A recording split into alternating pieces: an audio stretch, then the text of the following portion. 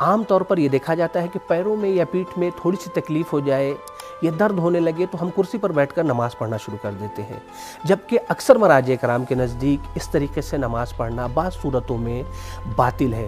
تو آئیے اس ویڈیو میں دیکھتے ہیں کہ کن صورتوں میں کرسی پر بیٹھ کر نماز پڑھنا یا زمین پر بیٹھ کر نماز پڑھنا صحیح ہے اور کن صورتوں میں باطل۔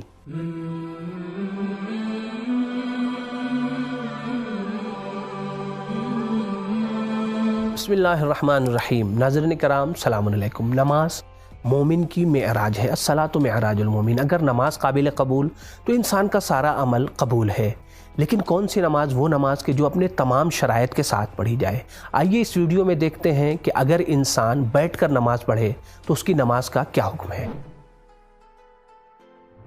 واجبات اور شرائط نماز میں سے ایک واجب قیام یعنی کھڑے ہو کر نماز پڑھنا ہے۔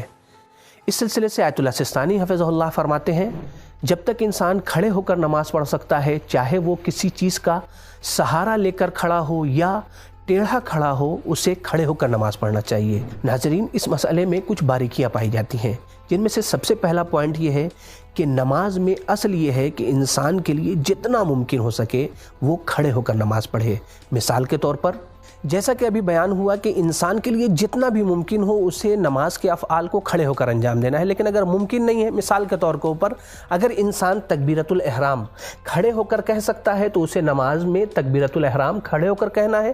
اب اس کے اندر صلاحیت اور قوت نہیں رہی کہ وہ کھڑے ہو سکے تو اس کے لیے یہ اجازت دی گئی ہے کہ وہ بیٹھ جائے، جس طریقے سے اس ویڈیو میں آپ دیکھ رہے ہیں کہ ہمارے برادر دوست محمد بھائی بیٹھ کر انجام دے رہے ہیں۔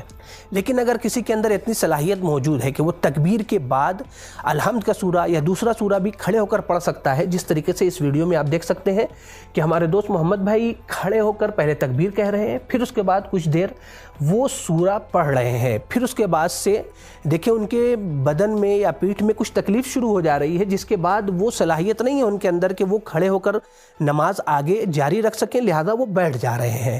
اسی طریقے سے اگر ہماری بھی جو ہے وہ کوئی ایسی کنڈیشن آ جا رہی ہے تو ہمیں اجازت دی ہے شریعت نے کہ ہم اسے انجام دے دیں۔ دوسرا پوائنٹ یہ ہے کہ اگر کوئی انسان دیوار کا سہارا لے کر یا چھڑی کا سہارا لے کر کھڑا رہ سکتا ہے یا اپنے پیروں کو پھیلا کر کھڑا ہونا اس کے لیے ممکن ہے، تو ایسی صورت میں اس کی ذمہ داری یہ ہے کہ وہ کھڑے ہو کر نماز پڑھے۔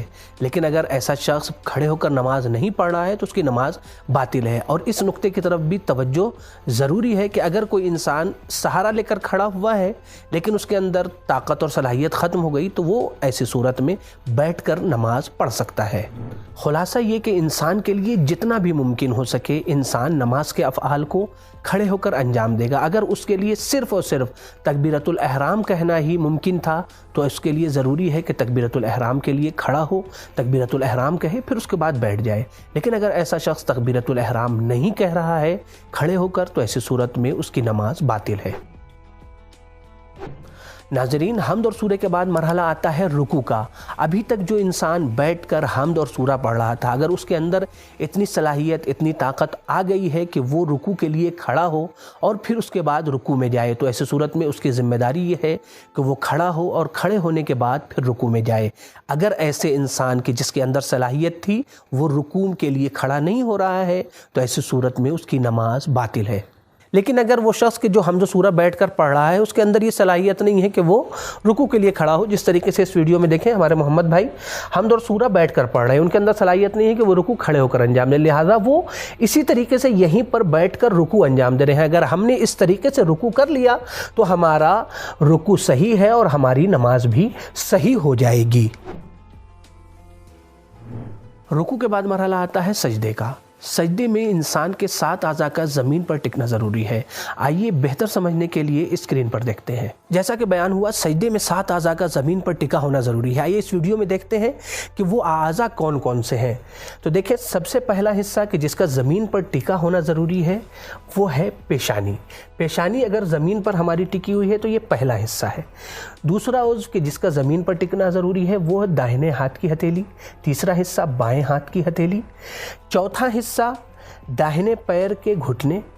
पांचवा हिस्सा बायां पैर का घुटना। ये पांचों हिस्सा ऐसा है कि जिसका ज़मीन पर टिका होना ज़रूरी है। अगर ये ज़मीन पर नहीं टिकेगा तो ऐसी सूरत में हमारी नमाज बातिल हो जाएगी। छठा और सातवां हिस्सा कि जिसका ज़रूरी है ज़मीन पर टिकना, कि जिस पे बहुत ज़्यादा तवज्जो देने की ज़रूरत है। आमतौर से ये मुश्किल पेश आ जाती है कि ज़मीन पर नहीं टिका होता है और ये नमाज के बातिल होने का सबब बनता है। वो है दाहिने पैर का अंगूठा और सातवां हिस्सा बाएं पैर का अंगूठा, कि जिसका ज़मीन पर टिका होना हर हाल में ज़रूरी है। अगर इंसान के लिए सातों अज़ा का ज़मीन पर रखना मुमकिन ना हो तो जितना मुमकिन है वो ज़मीन पर रखेगा, जिस तरीके से इस वीडियो में आप देख सकते हैं।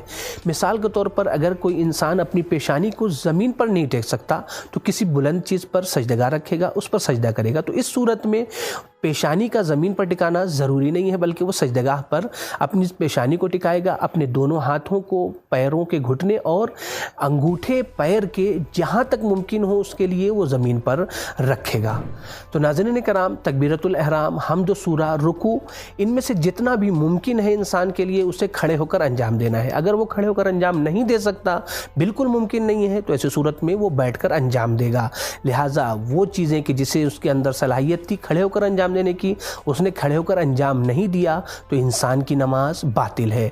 अगर तकबीरतुल एहराम कह सकते थे, खड़े होकर नहीं कहा, नमाज बातिल है।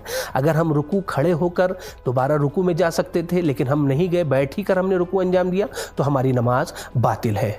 उम्मीद करते हैं कि ये वीडियो आपको पसंद आई होगी। साथ ही साथ हमारी गुजारिश ये है कि इसे दीगर मोमिनीन के साथ भी शेयर करें। इंशाअल्लाह आइंदा एक नए एपिसोड के साथ आपकी खिदमत में फिर से हाजिर होंगे। खुदा हाफिज़, फ़ी अमानिल्लाह।